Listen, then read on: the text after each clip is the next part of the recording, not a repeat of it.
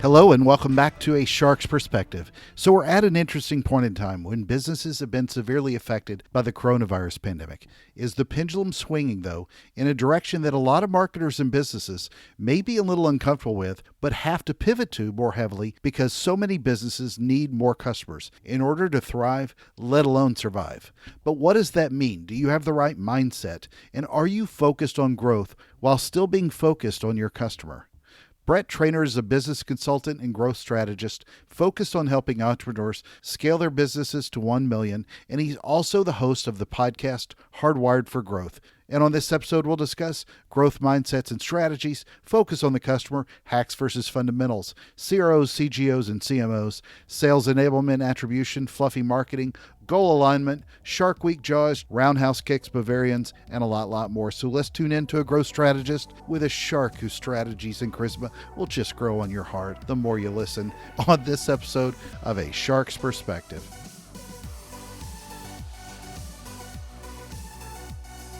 Brett, thank you so much for joining us today on A Shark's Perspective.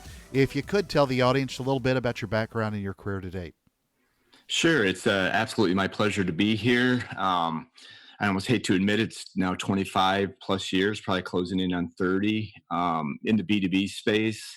And it's been kind of me bouncing between both enterprise and startup. But I think one of the unique perspectives from my career is the fact that I had the opportunity to lead a number of different customer facing functions such as sales, customer success, demand gen.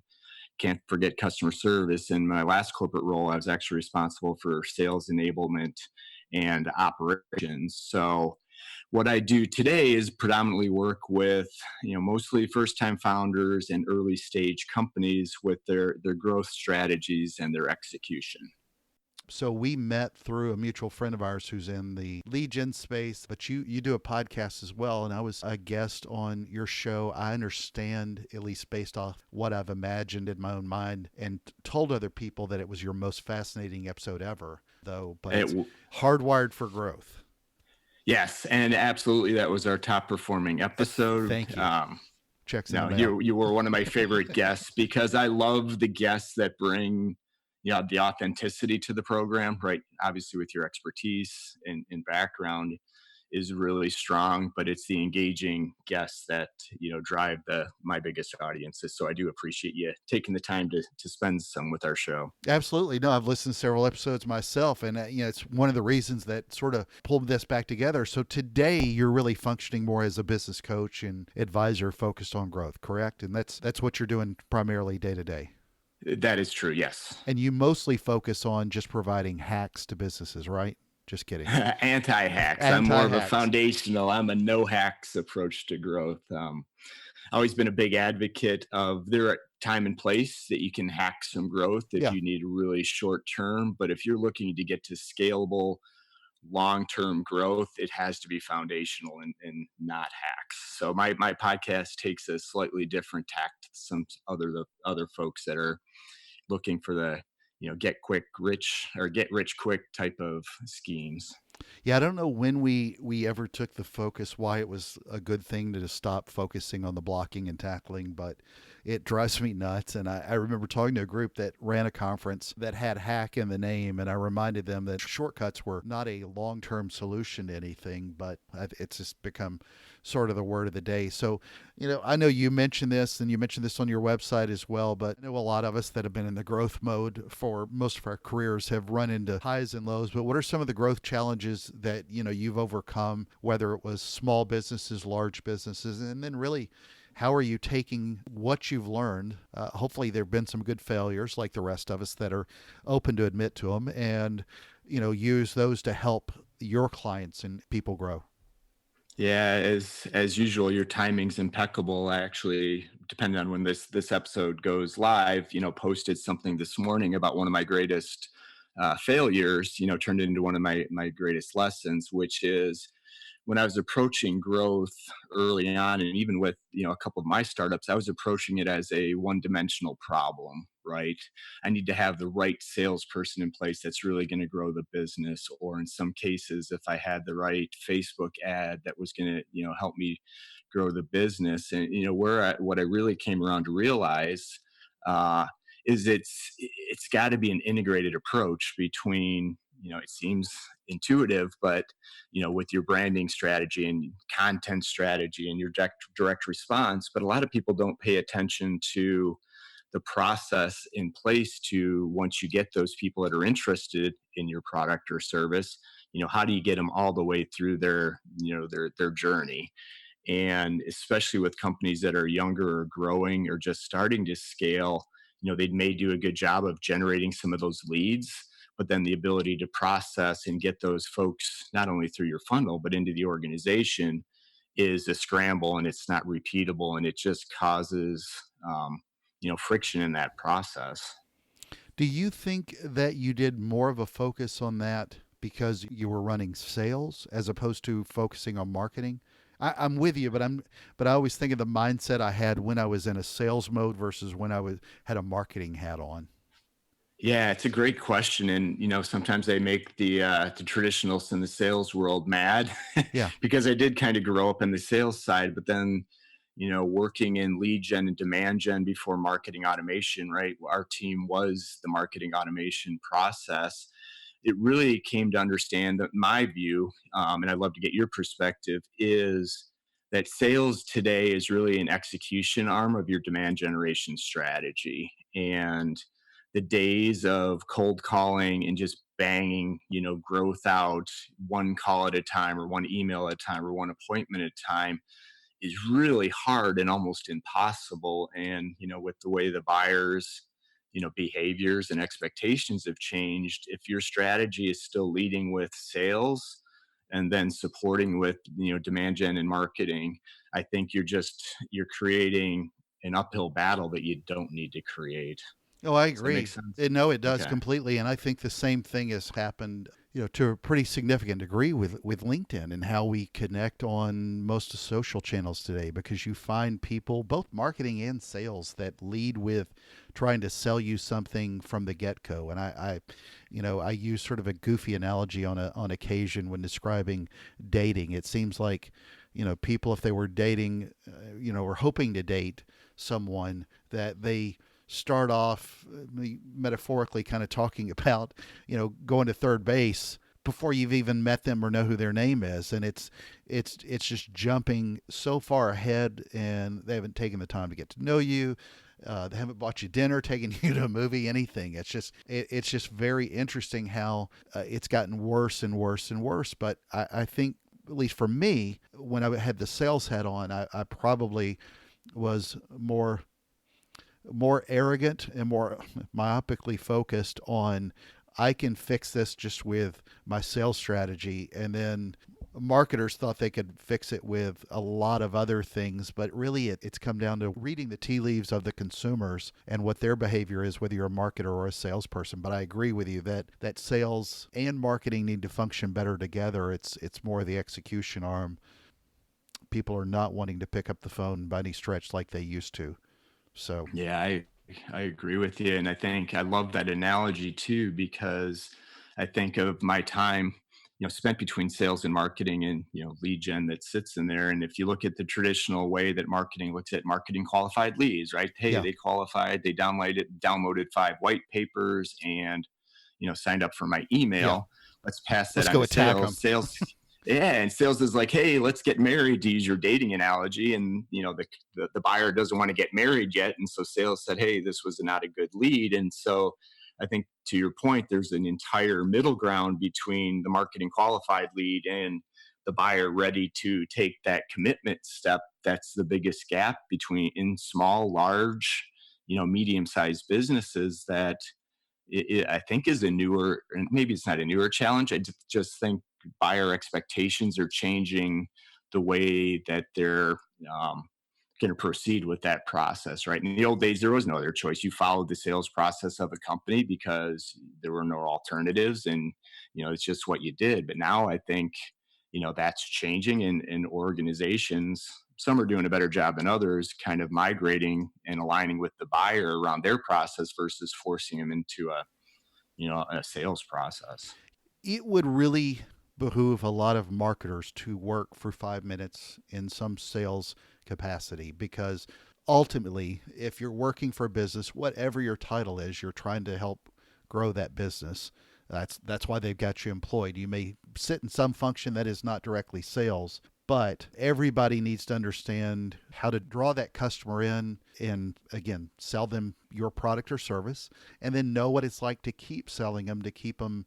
And I don't mean upsell necessarily. I mean keep romancing them throughout the history of your marriage, because you got to continue to sell to them over and over and earn their love and appreciation over a lifetime of marriage, not just as a one time sale. And that's where marketing can really soften that approach long term. But I do think that both sides need to learn a lot more about each other. I think sales enablement as a whole is something that's so horribly missed, and not everybody wants to buy everything on an e-commerce channel. If you're buying, for example, a massive ERP system, you're typically not going to go to, Amazon and click and buy it. There's a lot more Right. there's a lot more understanding how the sales process works than just believing that they've consumed, to your point, 20 different PDFs. And having worked on the brand side, both in tech and then both in a lot of consumer products, marketers should help drive a lot more traffic to a sales place for the consumer, but sales teams need to also understand how to get them there a lot better. And that's been so much of a shift for people because they took the focus off of the customer. That's what hurts. So out of curiosity, as you looked and went over your career and decided to go into the business advisor role, why did you decide to go into that role as opposed to being head of sales, head of marketing, or head of growth? Yeah, it's a great question because majority of my career, like I said, on the corporate side was at enterprise level companies, and learning the ropes through practitioner roles, and you could see the silos, right? You see them even if you're Oh just yeah, in one of them, they're there. But learning the inner workings of each of those departments, just realized what a big disconnect that there was, unbelievably true. and I think it comes back to operating budgets, right? Their goals aren't aligned, so your operating budgets are tied to those independent goals. And I spent a number of years in management consulting before working with startups, and it was heavily focused on the upper tier, the mid market, and enterprise. And a lot of the time, it just felt like I was screaming from the mountaintops, right? Hey, it's coming. Digital buyers, digital transformation. It's not just a buzzword. The way people buy are going to change. And it was really hard to get those organizations to see the bigger picture. Now, you can make incremental improvements by, optimizing a CRM within the sales organization, or improve, the definition and quantity of leads between sales and marketing. But unless you're working with the CEO who really saw the pain of slowed growth because of Exactly. this, it was hard to make a difference. So I'm like, well, if I can still make an impact, maybe I can help companies build right the right strategies and processes to take advantage of the new market dynamics, versus trying to get somebody to tear down and protect right what they've been doing for 20 or 30 years. So that was one of the biggest reasons that I made the switch. Is I think I can make more of an impact. Sure. So, one of the things I know we've talked about this before, but I'm curious now that you're talking to a lot of entrepreneurs and small businesses, how much of their growth strategy is focused on marketing versus sales? Not enough, I think is kind of the blanket universal statement. And part of my podcast and some of the interviews that I do, I ask, what is the one thing that you would have done differently as part of your growth journey? And to a person, it was, I would have started marketing earlier. Yeah, um, it starts with a crawl, where it's usually the founder that's doing sales, maybe a little bit of marketing, but it's a lot of that hand to hand combat to really understand what the customers want. And I think that's where the delta comes. Right now, we know how to sell right this product. We know what buyers want. We know what problems they're having.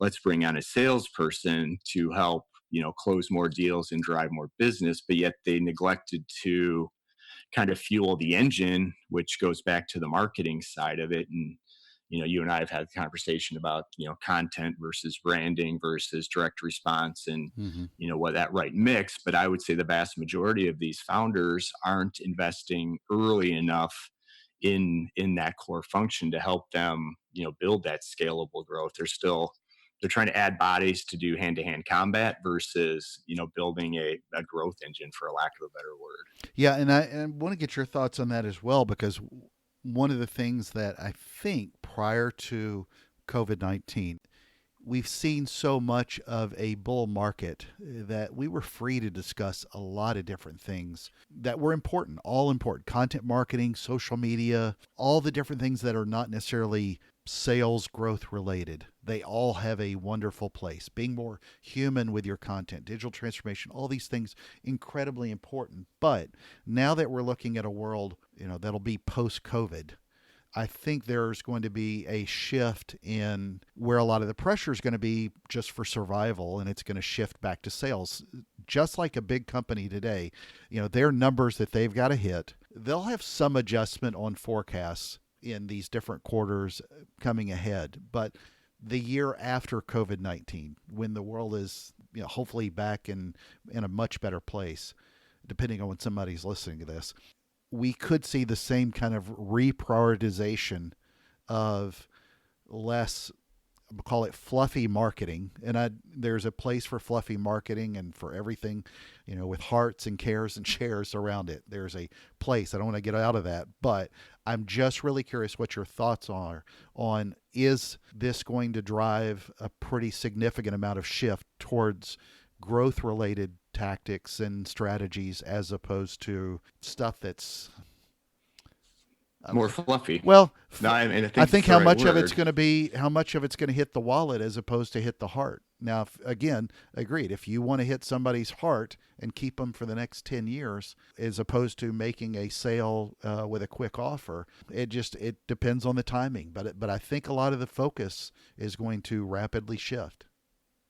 Yeah, I think you're right, and it's going to be interesting to see how it plays out, because I think what's going to happen is it's going to expose very quickly the frauds, right? The people that were still taking what I would call more of the hardcore tactics and bullying tactics, and the hard sell, which we've seen, I think, over the last 5 years, the effectiveness really starting Yeah. to dwindle. And I think this is just going to expose it, and where companies that have been doing the right things and focused on the relationships with their customers Yes. and building the relationships will prosper in this, because it's not new for them, right? This is what they have been doing. I do think you will see more of an awareness of where each of those dollars are going. I do think there's the buzzword, and maybe it's not even a buzzword, but I do think there's a ton of value in the content marketing, and I do think that's foundational. But it has to have a purpose, right? It's got to be intentional what you're doing. Just don't create content for the sake of content. And I think the companies that they'll come out of this better than others are the ones that understand the value of those dollars in each of those areas. But yet I still think the core will be, whether we call it sales or relationship, is that the human contact they have as part of the buyer's journey will become even more valuable as they go through it. Well, and Well, to jump in, I don't even think yeah. that well, I think it'll put a renewed focus on attribution, really understanding where your dollars convert. But there's so many marketers who I think with good intentions believe wholeheartedly that their sales is driving growth because they can track it.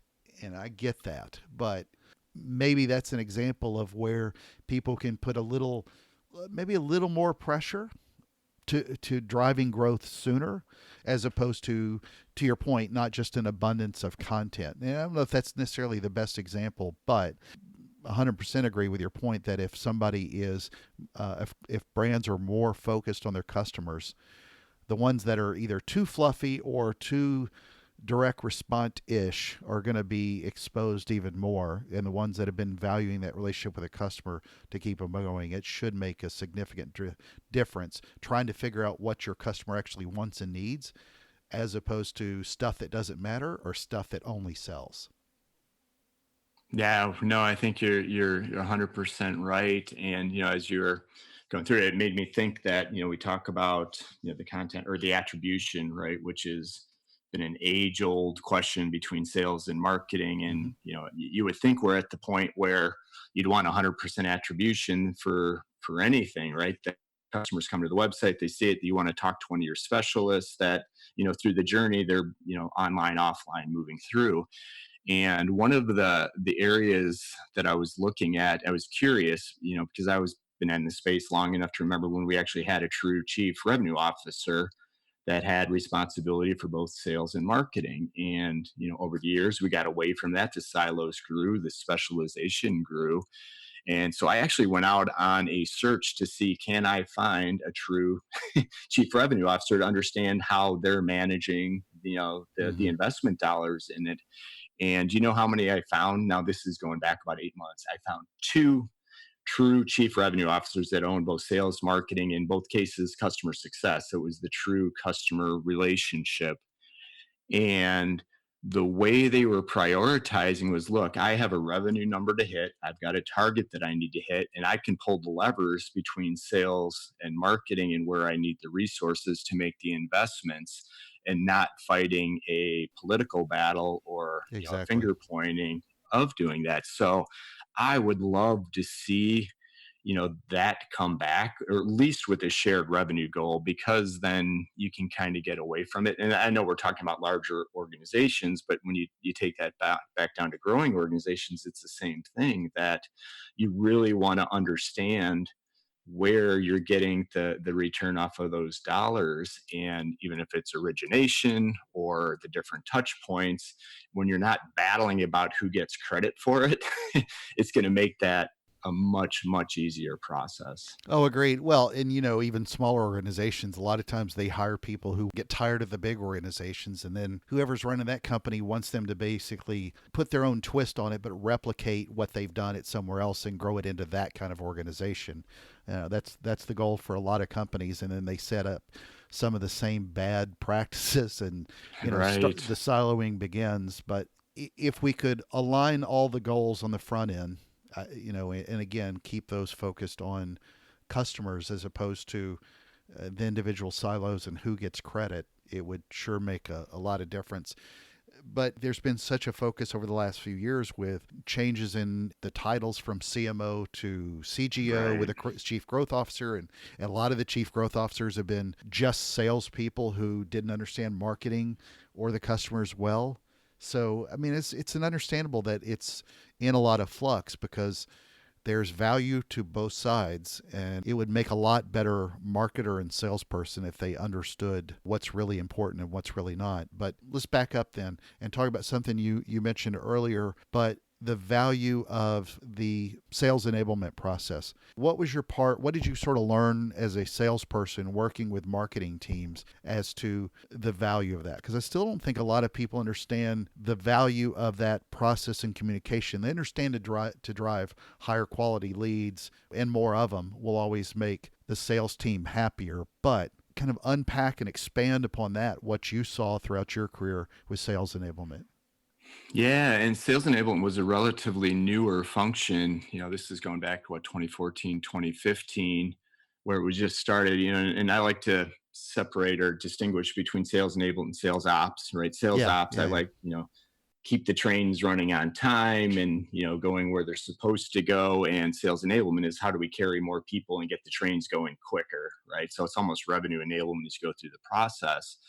And where I found the biggest um, opportunity was between those two groups, sales and marketing, speaking the same language as the customer. Mm-hmm. We ended up spending a lot of time with toolkits that marketing could use on the front end that was speaking the language of the customer in their verticals with their, like a better term, jargon, and the way they talk about their problems, all the way through when, that lawyer or plumber or, whatever it's going to be, is now interconnecting with your sales rep. Or in some cases, you could go from, marketing online to an SDR lead gen, which then transitions to a sales, and then you've got onboarding and customer service.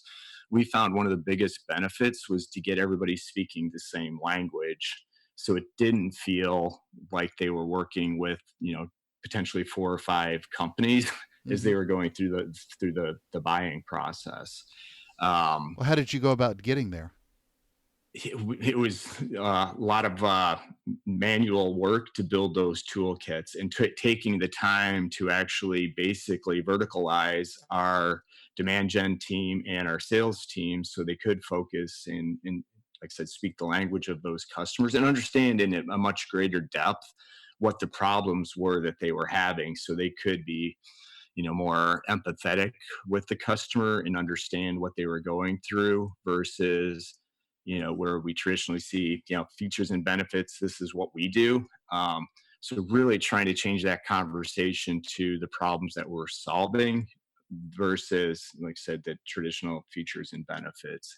And it wasn't easy, but it definitely helped in maybe not net new leads that were coming through, but it helped in the conversion of prospects to customers over the duration. I think that's even more critical today than it was even 5 years ago. So, with all the brands you work with, small to medium sized businesses today, what is the number one thing that you see that's a problem in a sales and marketing role to get them more hardwired for growth, to borrow the name of your podcast? But what do you think is the number one thing to help them grow from a sales and marketing function that they need? Yeah, I think it's alignment around the customer. And sharing what that alignment looks like. We went through an exercise with a fairly large, I guess it's a $1 billion company, and looking at the impetus of this was really a new technology stack that they were looking for. Hmm. But before implementing a new CRM and an e-commerce and a marketing automation platform, they really wanted to understand and make sure that the business and the processes were where they needed to be.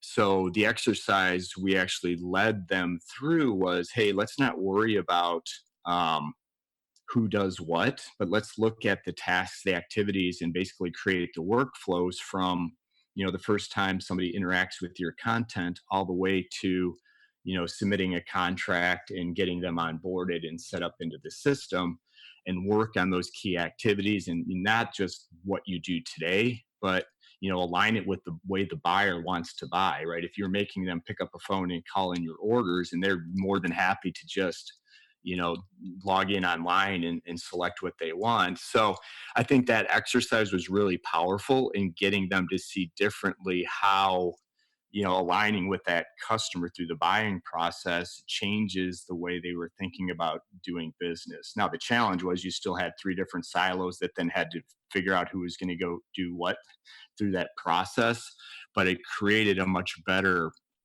alignment between the sales and the selling organization and what the buyer was going through.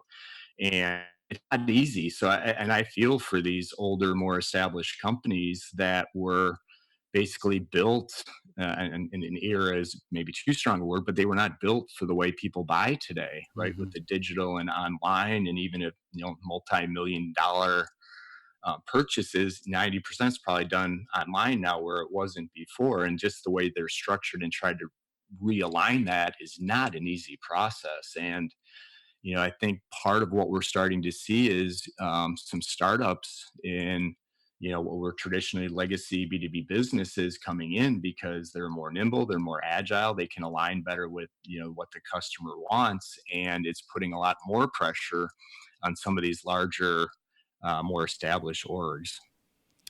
So, what do you think for a person who wants to change a lot of their focus to become, again, more hardwired for growth, which is a fantastic name? I'm still mad that you got it and I couldn't get it. But, for somebody to really change that mindset to be more focused on growth, what do you attribute it the most to? It's not just having been in sales a pretty good chunk of your career either. At least what we talked about a little bit today is that a lot of this growth is going to have to be driven, including from marketing, because it's where a lot of the shift has gone from sales to marketing, and but there's still a correlation. But for anybody in any role, especially on the leadership side, to understand how their team becomes more growth oriented or within their own roles, what's your advice?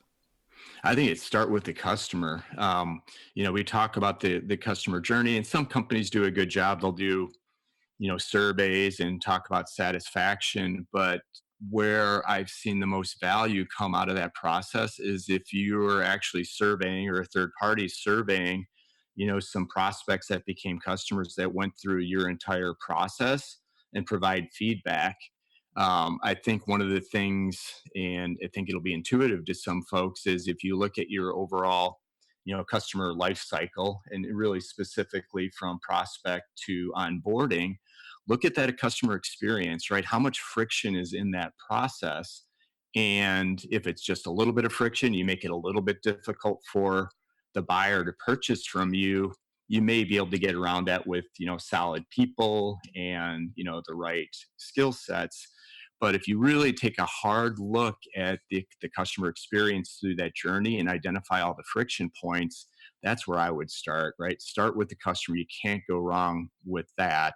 And not just ask them, but look at the data, right? It's also going to tell you where the opportunities lie. And I think if you take that type of focus, it's going to be hard to argue, against some of the recommendations or improvements, that would need to be made. Because if you look at, the companies that are winning or doing things really well, their processes are seamless, or at least minimize, friction with the customers. And if you think about hardwired for growth, and if you want to use the analogy of a car or an engine, right? If you've got gunk, or the tires are old, and that entire process isn't streamlined, you're not going to go as fast as maybe you could have. And I think that's where I would start with the customers, start with the customer experience, and then work backwards from there, and fix the bigger gaps first, and then look to optimize across their journey.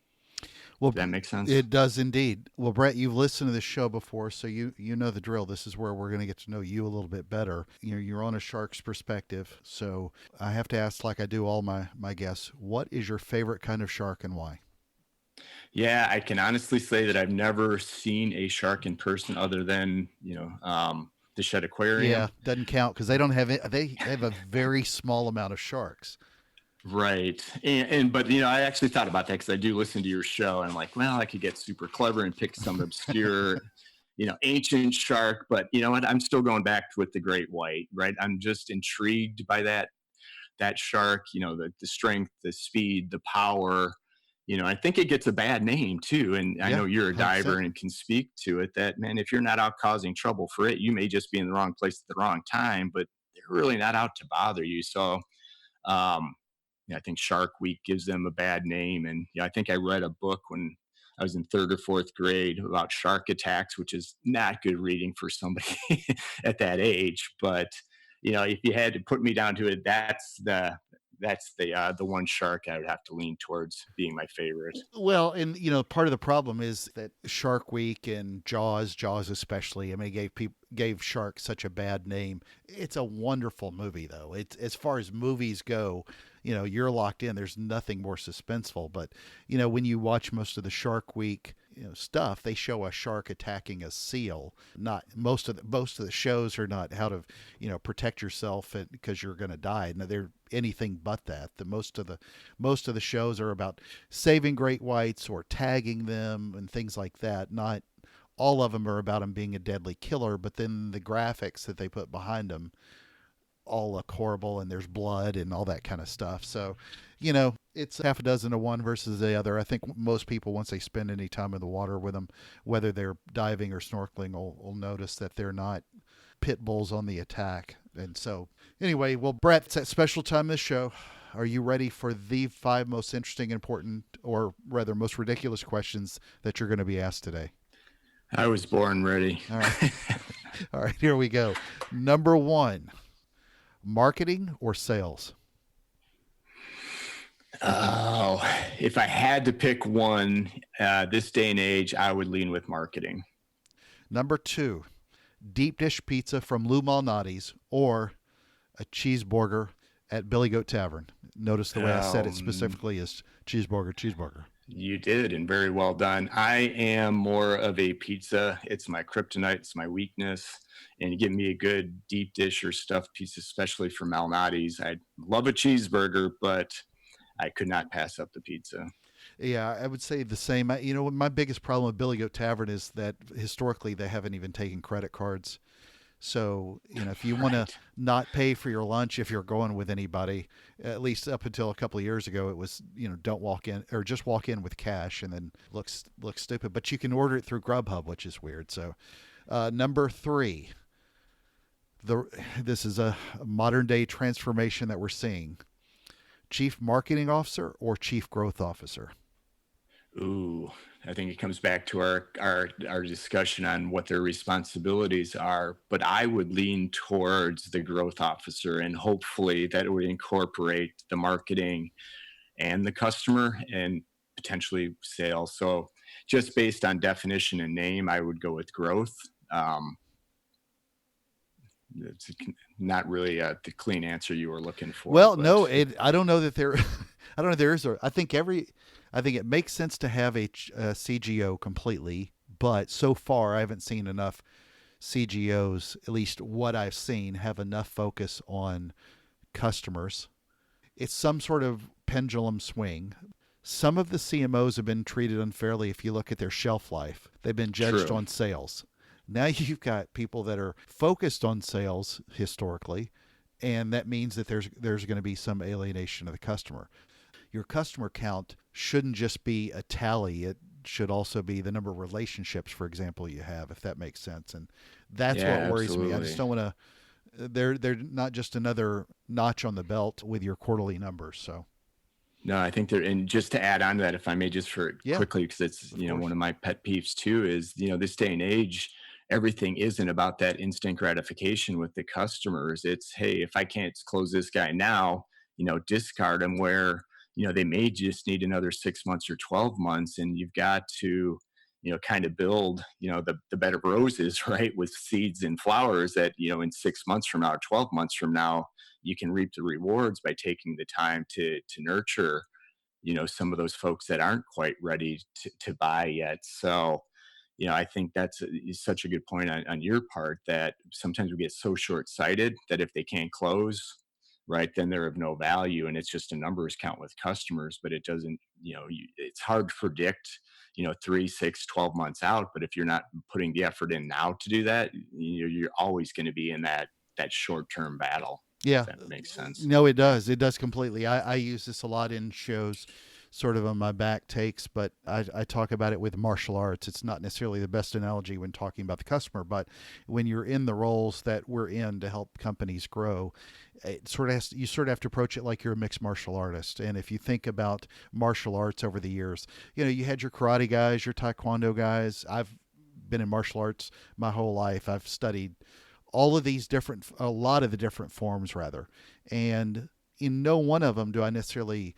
I mean, I have black belts in several, but I don't want to call myself a karate practitioner or a jujitsu practitioner. I mean, your best martial artists, mixed martial artists out there today, are ones that are well versed in a lot of the different skills, and I think that's part of the problem. Is I hate that with CMO or CGO is even a question of one versus the other.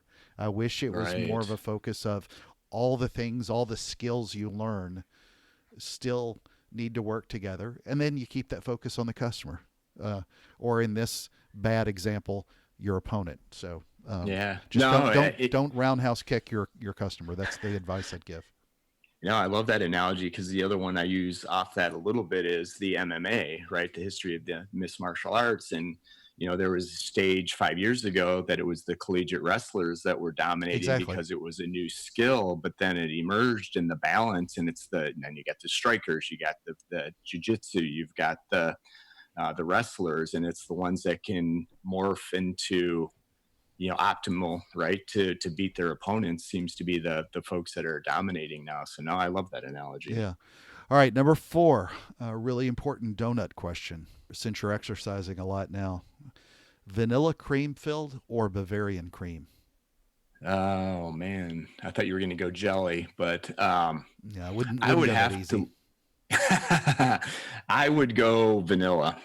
I'm Okay. just more of a plain versus, and nothing wrong with the Bavarian cream, but Or the Bavarian people. They're wonderful people. Absolutely. I just prefer Absolutely. the This is vanilla purely cream. from a donut Exactly. perspective. Exactly. And the most important question that you're going to be asked today is biscuits or cornbread? Ooh. You know what? I think my taste buds have changed over the years, and I would go with cornbread now. I would have started with biscuits, but there's just something about a good Well, you live in traditionally made. Illinois and you went to school in Iowa also. I mean, I kind of expected cornbread. You're corn That's people. fair enough. Yeah, I Yeah. mean, you knocked down a cornfield to build a baseball stadium with Kevin Costner. So That's not me per se, yeah, but because I grew up on the biscuits and gravy through yeah, my mom, so it was maybe that's just overabundance of that in the early days. yeah. Well, I did something a little slightly different. Well, Brett, where can people find out more about you, listen to the podcast, keep up with what you're doing, and more? Yeah, I think all the information you can find on my website, which is bretttrainor.com, and that's with three T's, so BRETTTRAINOR.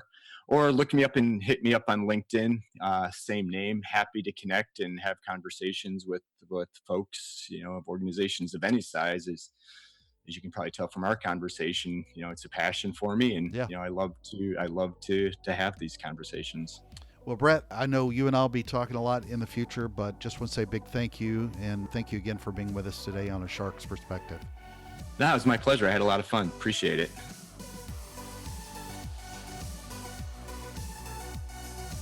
So there was my conversation with Brett Trainor, a business consultant and growth strategist focused on helping entrepreneurs scale their business, and he's also the host of the podcast Hardwired for Growth. Let's take a look at 3 key takeaways from my conversation with him. First, I joke with Brett about his own show and how he doesn't do hacks, and I'm not a massive fan of them either. We've gotten in a very hack-oriented world, but he makes a great point that I'll quote when he said, "If you're looking to scalable long-term growth, it has to be foundational and not hacks." I couldn't agree more with that. Hacks are fine for little fixes, just never lose sight of the long-term way to grow a business and stay focused on the customer. Second, marketing and sales have unique functions, but there needs to be better sales enablement between the two. That includes not just if you hand off a lead, but also think about your CRM and how many mindless emails are sent because of a consumer downloading a white paper. Both sides, though, need to understand each other's roles better with goals that are aligned and then work on fixing so many of those processes. I could go on about this subject for the next day and a half, but quite simply, there are a lot of blown opportunities because of this, and it's not one side's fault. I really wish that more marketing people could work a day, if you will, in sales to understand that function, and I wish that more salespeople would do the same in marketing. Brett says, though, that the entrepreneurs he's talking to today all say that they wish they could have started marketing early because marketing is more focused on customers, and I say that as well. Third, so we're at an interesting tipping point in the mindset shift to actual growth and not some other growth metric or trackable metric that doesn't matter will even be more critical for survival for marketers and businesses today. And this isn't intended to promote hard selling. A lot of those bad actors will have to get away from that, but marketing will see a lot more pressure to drive that growth. So be ready, align your goals, align around the customer, and share what that looks like. Got a question? Send me an email to kenneth@asharksperspective.com. Thank you again for the privilege of your time. As he adds, change is inevitable, but growth is optional, and listening to this show is undeniable, or at least I added that last part. So join us on the next episode of A Shark's Perspective.